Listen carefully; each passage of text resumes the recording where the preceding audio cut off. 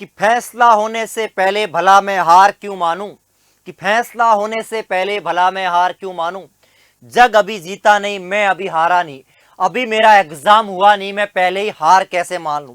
नमस्कार प्यारे विद्यार्थियों, मैं हूं doctor Manohar, your chemistry mentor, एक बार फिर आपके सामने हाजिर हूं। जी हाँ दोस्तों, आपका एग्जाम 21 मई को होने वाला है।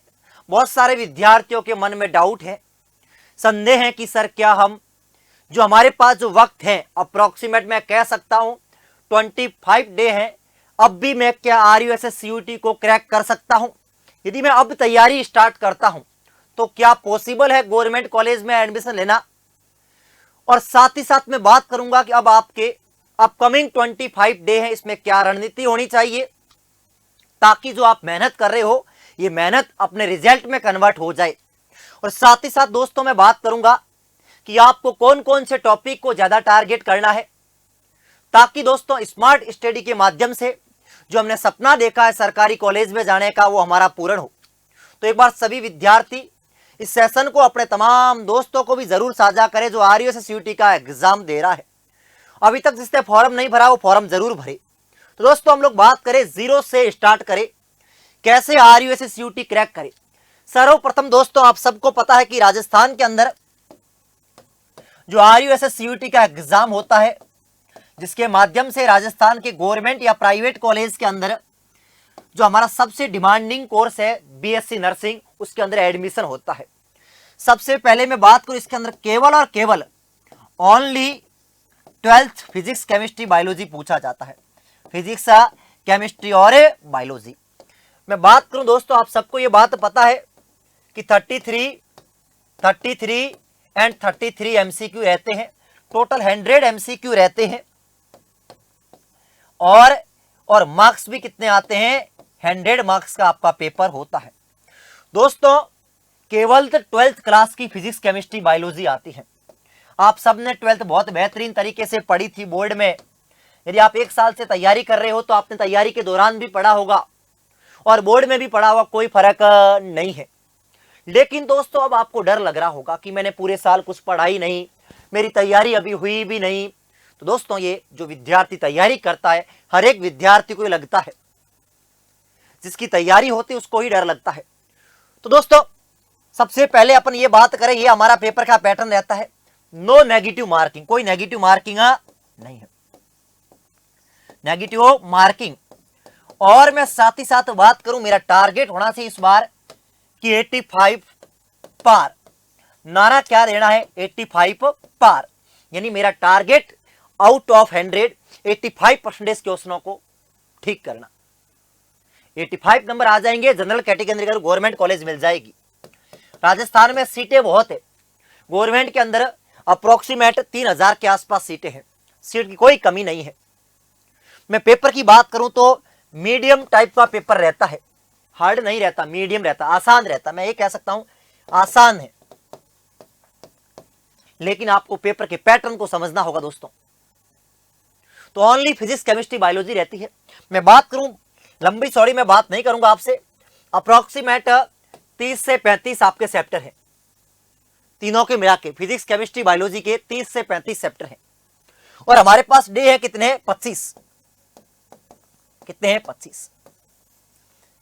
यदि आपको सिलेक्शन लेना है तो दोस्तों आपका टारगेट ये होना चाहिए कि अपकमिंग 10 दिन के अंदर, 10 डेज के अंदर आपको पूरा सिलेबस कंप्लीट करना होगा। प्लानिंग क्या होना चाहिए कि सबसे पहले आपको अभी आपका टारगेट ये होना चाहिए कि आपको रैंडम पढ़ाई नहीं करनी है, टारगेट बेस पे आपको पढ़ाई करनी है। जहां आपने पढ़ा है 12th क्लास के अंदर वो गुरु के नोट्स उठाओ और डेली के आप एक चैप्टर फिजिक्स का, एक केमिस्ट्री का और एक बायो का, डेली आपको 3 चैप्टर करने हैं। रैंडम स्टडी नहीं करने हैं, 3 चैप्टर करने हैं। 3 चैप्टर कैसे करने हैं, फिजिक्स का आपने चैप्टर उठाया, 1 घंटे में चैप्टर और 1 घंटे MCQ, यानी 1+1 का करना है, 1+1, या आप ये 2+1 कर दो, 2+1। या आपको इस टाइम आपको 3 आवर फिजिक्स पढ़नी है, 3 आवर केमिस्ट्री और 3 आवर बायो, यानी 9 घंटे आपको सेल्फ स्टडी करनी है, सेल्फ स्टडी करनी है। 3 घंटे, 2 घंटे में चैप्टर, 1 घंटे MCQ, 3+1, 3+1, 3+1, ये आपको रूल्स अपनाना है। और किसी भी हालत में आपको डेली एक चैप्टर पूर्ण करना है। सर कैसे पढ़ाई करें? तो आपका टारगेट होना चाहिए कि 5 तारीख से पहले पहले आप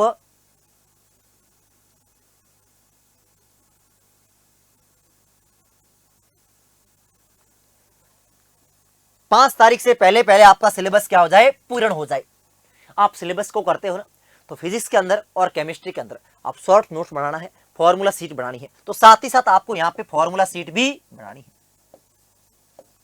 सर एमसीक्यू क्या करने हैं? तो एमसीक्यू के अंदर आपको पीवाईक्यू करने हैं।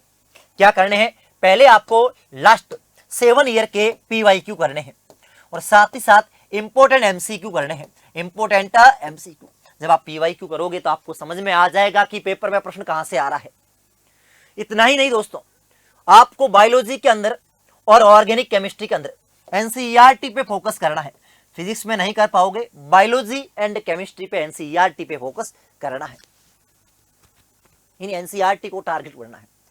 अब थर्ड में बात करूं स्मार्ट स्टडी प्लान। ये क्या है दोस्तों? जैसे आप सब लोग अभी आपने बायोलॉजी आपने अभी 12th में पढ़ी है, तो स्मार्ट स्टडी प्लान क्या होगा कि आप लोगों ने क्या किया, जैसे कल संडे है, संडे को आप बायो लेके बैठे, इकोलॉजी जेनेटिक्स पूरी उड़ा दी, यानी आपने टारगेट बेसिस पे आपने पढ़ाई करी। मैं तो यही कहूंगा कि संडे बैठ जाओ, बायोलॉजी की पूरी खलास कर दो और फिर आप फिजिक्स केमिस्ट्री पे लग जाओ।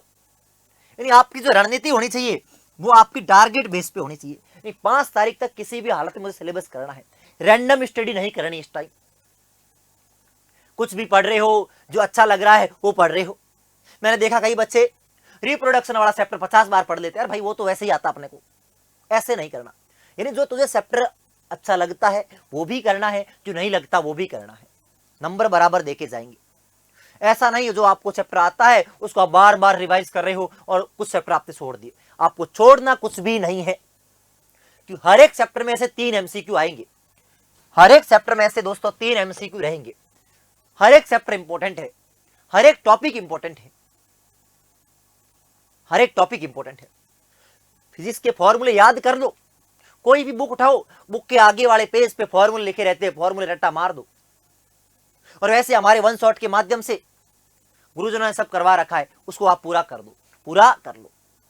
नेक्स्ट अपन बात करें सर कि इस टाइम और जैसे ही 5 तारीख को आपका सिलेबस पूरा हो जाए तो आपको एक रिवीजन और लगानी। पेपर तक आपको 3 रिवीजन करनी है। कितनी? 3 रिवीजन। 3 रिवीजन करनी है। एक तो आपको 5 तारीख तक आपका सिलेबस पूर्ण करना है, 5 से फिर 13 तारीख तक आपको फर्स्ट रिवीजन, फिर 13 से 20, या मैं कह सकता हूं 5 दिन के अंदर, और आगे 5 दिन के अंदर 20 तारीख तक आपको 3 रिवीजन करनी है, 3 रिवीजन करनी है, तभी जाके आपका सिलेक्शन होगा। पहली बार 10 दिन लगेंगे, फिर 5 दिन लगेंगे रिवीजन के लिए। रिवीजन बहुत जरूरी है। नेक्स्ट अपन बात करें सर, अब आपका जैसे ही सिलेबस पूर्ण हो जाता है तो मॉक टेस्ट प्लस पीवाईक्यू जरूर करना। यानी आपको पेपर से पहले कम से कम 10 से 15 मॉक टेस्ट लगाने हैं एग्जाम पैटर्न के अनुसार। एटलीस्ट 10 से 15 आपको जो टाइम रहता है उस टाइम के दौरान आपको 10 से 15 मॉक टेस्ट जरूर लगाने हैं। आप विश्वास मानिए, यदि आपके पेपर के अंदर नंबर 60 आने वाले होते हैं और आपने 15 मॉक टेस्ट लगा लिए तो मैं दावे के साथ कह सकता हूं आपके 15 नंबर बढ़ जाएंगे। आपको बहुत बेहतरीन तरीके से एनालिसिस करके पीवाईक्यू को सॉल्व करना है कि सर पीवाईक्यू का टॉपिक कहां से आया। जैसे मैं बात करूं कि सर सॉल्यूशन में बार बार कॉलिगेटिव प्रॉपर्टी का प्रश्न आ रहा है, इस बार भी आएगा। डी एंड एफ ब्लॉक के अंदर कलर का पैरामैग्नेटिक का क्वेश्चन आएगा तो आएगा, तो आएगा ही आएगा। ऑर्गेनिक के अंदर नेमिंग रिएक्शन को पूरी याद कर लो, डिस्टिंग्विश टेस्ट कर लो और प्रश्नों को सॉल्व करो। बहुत ज्यादा सिलेबस नहीं है, कोई बड़ी बात भी नहीं है। अब अच्छे से रिवाइज करोगे तो हो जाएगा। और अब भी संभव है, यस अब भी संभव है। मैं राजस्थान के अंदर में बात करूं, सबसे आसान पेपर रहता नर्सिंग का। सिलेबस बहुत कम है, कंपटीशन बहुत कम है, क्योंकि दोस्तों पूरे हिंदुस्तान के अंदर सबसे ज्यादा सीट राजस्थान के अंदर ही है। लेकिन अब आपको करना होगा।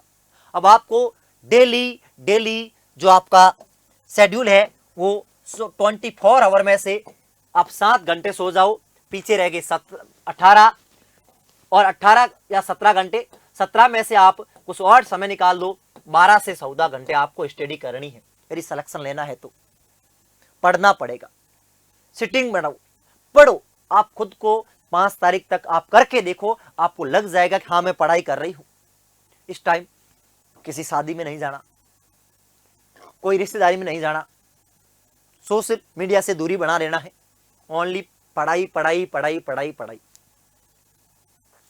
गलती मत करना। पहली गलती ये मत करना कि मॉक टेस्ट ना लगाओ, मॉक टेस्ट लगाना है। दूसरा, ऐसा ना हो कि पीवाईक्यू ना करो, ये सबसे बड़ी गलती। तीसरा, फिजिक्स को ना पढ़ना, सबसे बड़ी गलती। चौथा, थ्योरी पढ़ते रहोगे, एमसीक्यू प्रैक्टिस ना करना, सबसे बड़ी गलती। तो इस टाइम आपको बहुत बेहतरीन तरीके से शांत माइंड से आपको रिवाइज करना है। सिलेक्शन हो जाएगा, करने से हो जाता है, मुश्किल नहीं है। मैं तुम्हारे सामने खड़ा हूं। 21वीं रैंक थी राजस्थान के अंदर। जब मैं देखता हूं पीछे मुड़ के, तो मैं कोई एक्स्ट्रा ऑर्डिनरी विद्यार्थी नहीं था, एक एवरेज विद्यार्थी था। अब आपको लगता होगा सर आप तो बहुत पुराने, उस नंबर में आज भी गवर्नमेंट कॉलेज में सिलेक्शन होता है, आज भी उस नंबर पे गवर्नमेंट कॉलेज में सिलेक्शन होता है। तो मुश्किल नहीं है, करने से हो जाएगा। अच्छे से पढ़िए, अच्छे से रिवाइज कीजिए। आपकी कोई भी क्वेरी है आप कमेंट जरूर कीजिए, मैं आपका आंसर जरूर दूंगा। Thank you so much, all the best. जय हिंद, जय भारत।